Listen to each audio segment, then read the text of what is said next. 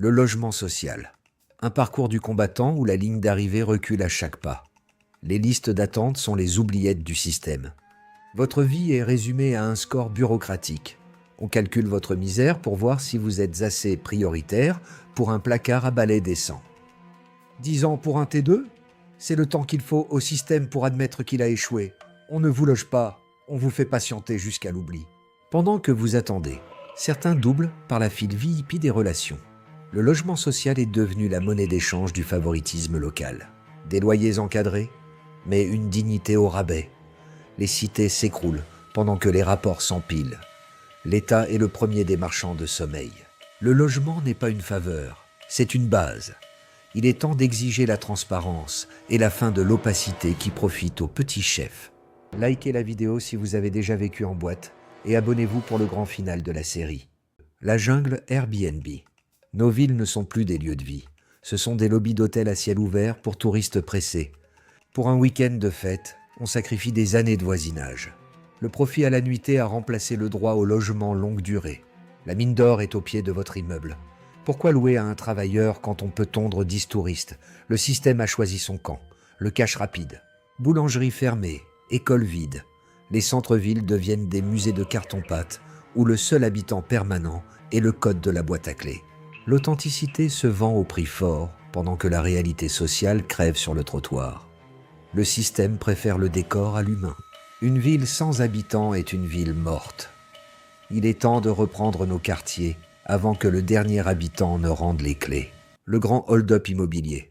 Acheter son chez-soi, un rêve devenu le privilège d'une caste inaccessible. Pendant que vous calculez vos crédits sur 30 ans, les spéculateurs jouent au Monopoly avec votre vie et votre futur. Le prix du mètre carré s'envole plus vite que votre salaire. Devinez qui encaisse la différence au passage.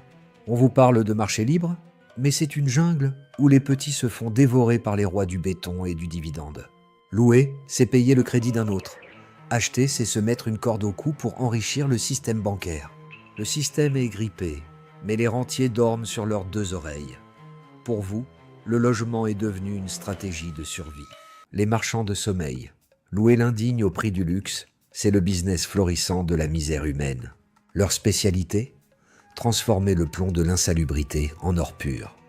Ils ne vendent pas un toit, ils vendent une survie précaire.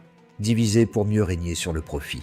On entasse des familles dans des placards à balai au nom de la rentabilité maximale. L'entretien ? Un mot inconnu. Les fuites d'eau sont vos larmes, mais leur champagne, lui, coule à flot. Un cynisme sans limite. Ils ciblent les sans-papiers, les précaires, ceux qui n'ont pas de voix. La peur de la rue est leur meilleur agent immobilier. Le système ferme les yeux tant que les loyers tombent. Les marchands de sommeil sont les enfants gâtés d'un marché qui a perdu son âme. La dignité ne se loue pas.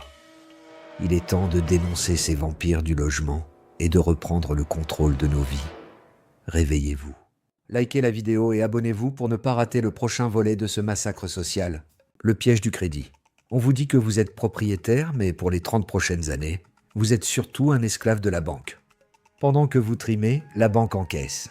Les intérêts sont les impôts privés que vous payez pour le droit de dormir sous votre propre toit. Un racket légalisé. Assurance, frais de dossier, clauses cachées. Chaque ligne du contrat est un barreau de votre cellule financière. Le système ne vous aide pas, il vous encage. L'inflation monte, votre pouvoir d'achat baisse, mais votre dette, elle, reste une montagne que vous devez gravir chaque mois, peu importe la météo économique.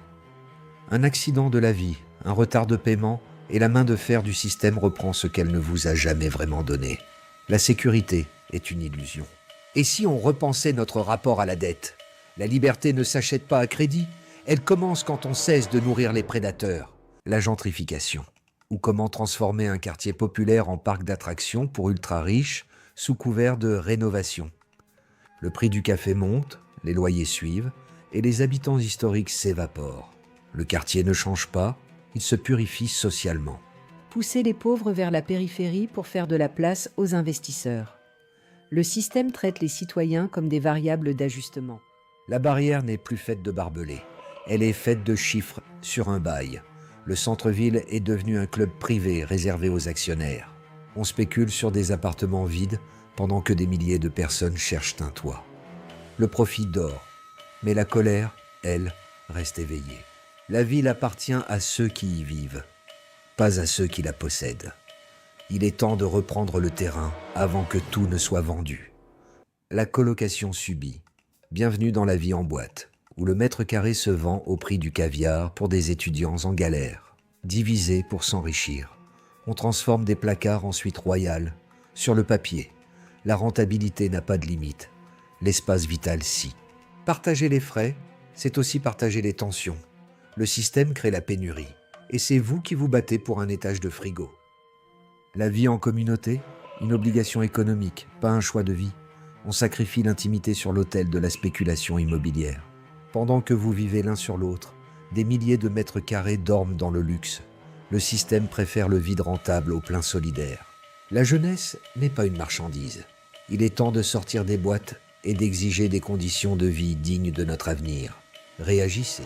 La défiscalisation, ou comment le système utilise vos impôts pour offrir des immeubles entiers à ceux qui n'en ont pas besoin. Le tour de magie est parfait. Votre argent finance le patrimoine privé des plus riches sous prétexte de soutenir la construction. Un détournement massif. Défiscalisation égale souvent malfaçon. On construit vite et mal pour encaisser la remise d'impôts, laissant les locataires dans des épaves thermiques. Les intermédiaires se gavent au passage. Ils vendent de la réduction d'impôts, comme on vendait des indulgences. Le profit est leur seule boussole. On subventionne le vide, des quartiers entiers sans âme, construits pour les bilans comptables, pas pour les humains. Le système est en surchauffe. 8 épisodes pour comprendre le hold-up. Le logement n'est pas un produit financier, c'est un besoin vital. Il est temps de reprendre les clés. Likez la vidéo si vous avez déjà vécu en boîte et abonnez-vous pour le grand final de la série.